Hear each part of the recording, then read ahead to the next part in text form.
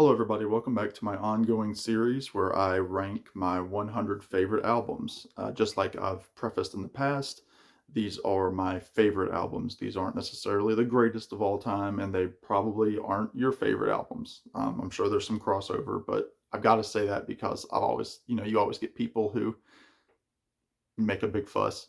So, just like my other two videos, I apologize. I'm fighting a cough, so if I start coughing, I'm just getting over some strep throat. I'm on the mend though. Antibiotics are a great thing.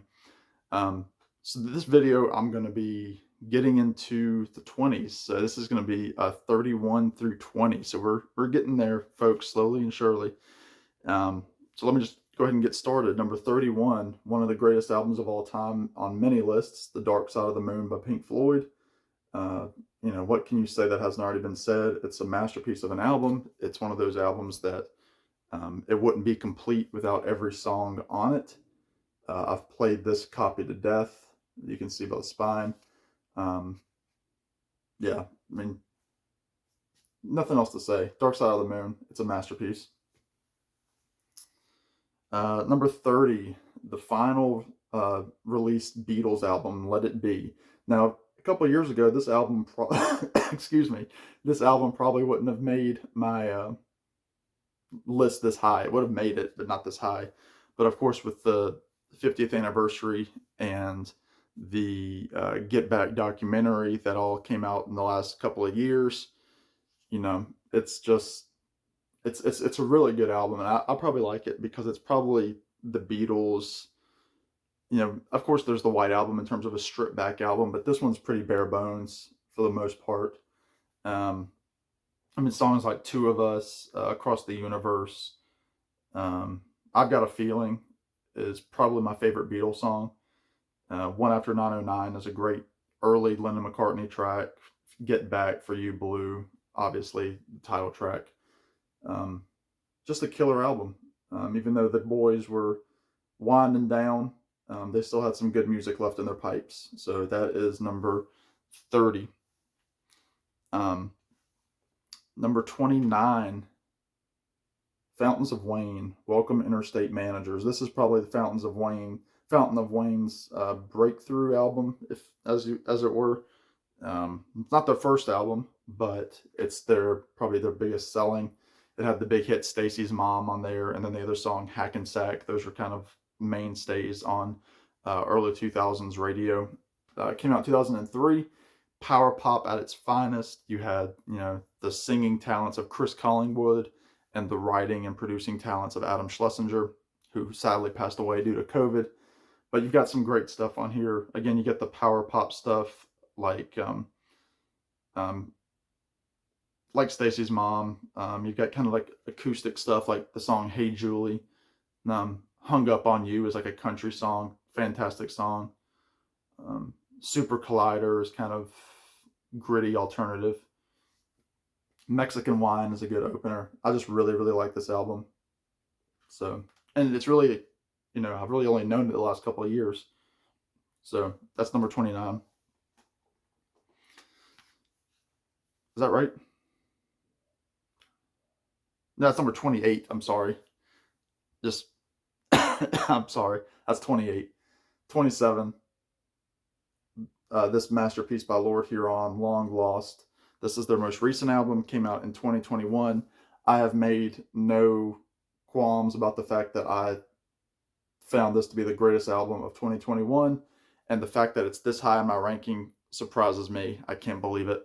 That it beat out those fantastic albums is an understatement. And again, it's one of those albums that every song flows so well on it, and the masterpiece on it. Whoops, the CD came out. The masterpiece track on that album is the song "I Lied," which is just absolutely stunning. It's featuring Alison Pontier with the lead singer whose name I think is Ben. I can never remember. Um, Let me get that right. I want to be sure. Ben Schneider, yeah. So Lord Huron, Long Lost. Check it out. JC, I know you know all about it. So that was, sorry, I got my numbers mixed up. I started with number 30. Number 26, Hard Promises by Tom Petty and the Heartbreakers. This is Tom Petty's kind of fight album, in terms of, this is when he was fighting the record company to, keep his albums the same price, whereas the record company was trying to raise it by $1. And it's kind of neat because he's next to all these records and singles that are the original price of what he wanted the album to be. And he went to court, and he was, no holds barred kind of thing. This is the fourth album by the Heartbreakers. You've got the opening track of The Waiting, which is one of the greatest opening tracks of all time. Then you kick it into the kind of smoky, ballady, rocky A Woman in Love. You have the funky Night Watchman on here. King's Road is a fun song. Insider is a beautiful duet with Stevie Nicks. You Can Still Change Your Mind also has Stevie Nicks on backing vocals from 1981. Hard Promises, which is a line from the song The Waiting. 25. Debut by The Killers, Hot Fuss. This is a fantastic album. I want to thank my friend Chris, best friend from college, who got me into this album in college. The big hit on here is Mr. Brightside, and then All These Things I've Done. But you've got great tracks on here, like Jenny Was a Friend of Mine, Smile Like You Mean It, Somebody Told Me is a great song, And You're a Star, On Top, Believe Me, Natalie is a great song. It's just a fantastic alternative album. The Killers out of Las Vegas, Nevada. I can't say enough great things about this album. Please check it out. It rocks. This album rocks. And I need to spin it soon. It's been too long. I gotta make sure my number's right. 24. Sorry, Randy. Sorry, Glenn. Astral Weeks by Van Morrison.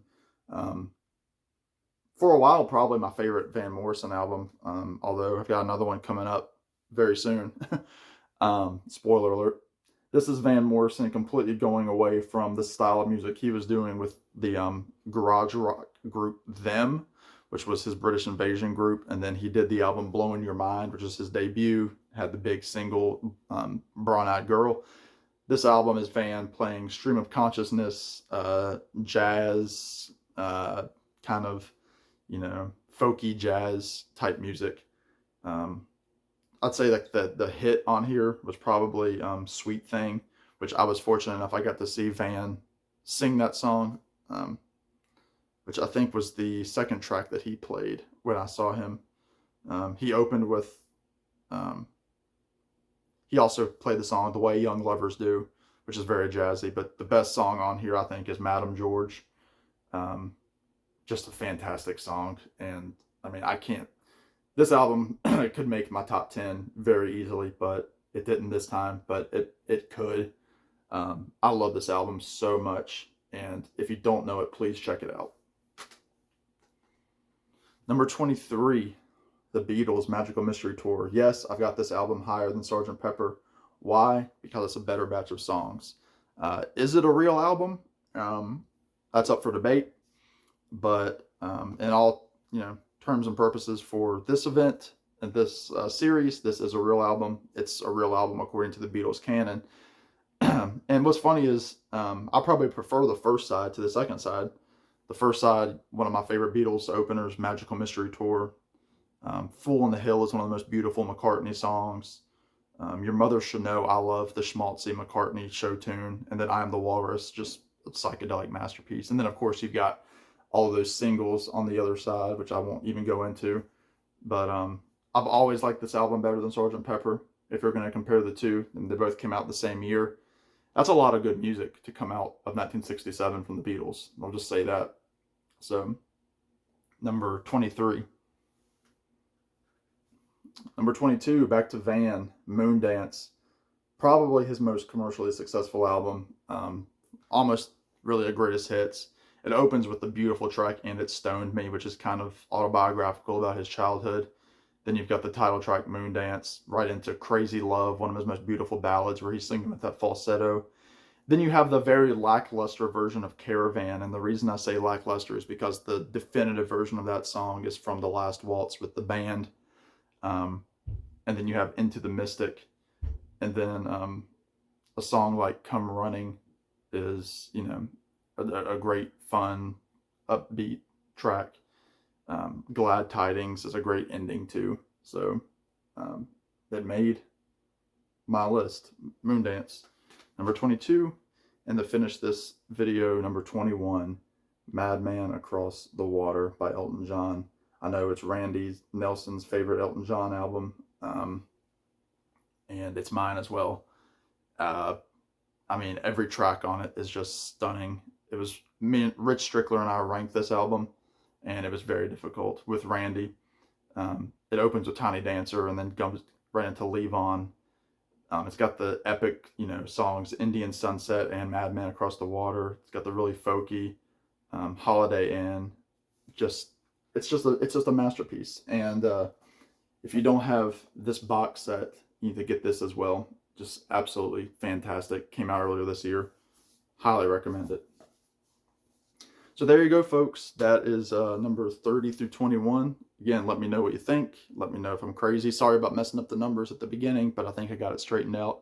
And we're going to be jumping into the teens here very soon. So in the meantime, y'all be good. Take care. Talk to y'all real soon. Bye now.